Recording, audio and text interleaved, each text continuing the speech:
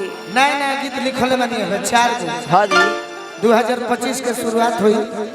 YouTube वाला भाई आई बड़े खरवास में रिकॉर्ड करी हल। वाह बाकी पत्नी घर पवाड़ी हाँ जी भिखारी भैया फूकी फूकी नया साल बा पिया प्रदेश पत्नी घर पर। हाँ जी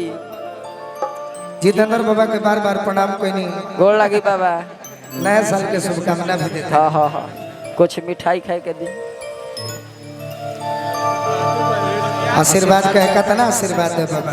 ये नया साल मनावे खातिर जितेंद्र बाबा के बार बार प्रणाम करो। जय पिया हो। प्रदेश में हाँ हाँ मेहरारू घर पर हाँ जी का कहतरी कहतरी की गवना करवला ये पिया हो ए पिया अरे की गवना करवला ए पिया ए पिया 1 जनवरी के शहीद हो जाए का घर बैठवला अपने तो गईल पिया हो कहावा पूर्वी बनी जी। अच्छा तनी एक बार हम चाहब कि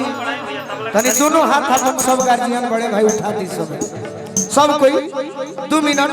तनी माई बहन रौरो सब हाथ उठा दे 2 मिनट में ठीक लगे। हाँ हाँ हाँ चलो तो भैया चल पिया मावा लगवला पिया हो महुआ रे पिया हो बहुआ कहना लगवला पिया हो जय बा जय बा कहना लगवला पिया हो दुनिया के बछिया कहना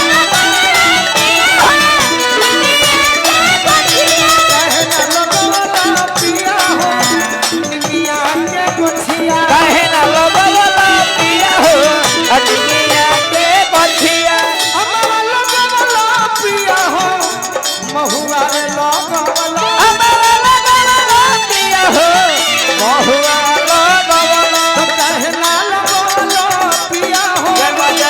कहना लगवला पिया हो दुनिया के बछिया कहे ना लगवला पिया हो दुनिया के बछिया कहना लगवला पिया हो दुनिया के बछिया कहे ना लगवला पिया हो दुनिया के बछिया कोनी देखे तो हम दे प्यारी देश कोनी देखे तो हम दे जतया वतने तेरी न लागी जतया वतने तेरी न लागी जत घोड़ा के रे सोते कोनी देखे तो हम दे प्यारी देश कोनी देखे तो हम कहे न लगवला पिया हो दुनिया के बछिया कहे न लगवला पिया हो दुनिया के बछिया निमिये हो घरवा माई के निमिये दुआरा हो निमिये हो घरवा माई के निमिये दुआरा हो भावे नाही कबहू इनका पोकड़ी पिपरा हो भावे नाही कबहू इनका पोखरी पिपरा हो भावे नाही कबहू इनका पोकड़ी पिपरा हो पोखरी पिपरा हो पोखरी पिपरा हो अनार लगवला पिया हो अड़हुल लगवला अनार लगवला पिया हो अड़हुल लगवला कहना लगवला पिया हो जय मां जय मां कहना लगवला पिया हो निमिया के बछिया कहे न लगवला पिया हो दुनिया के बछिया कहे न लगवला पिया हो दुनिया के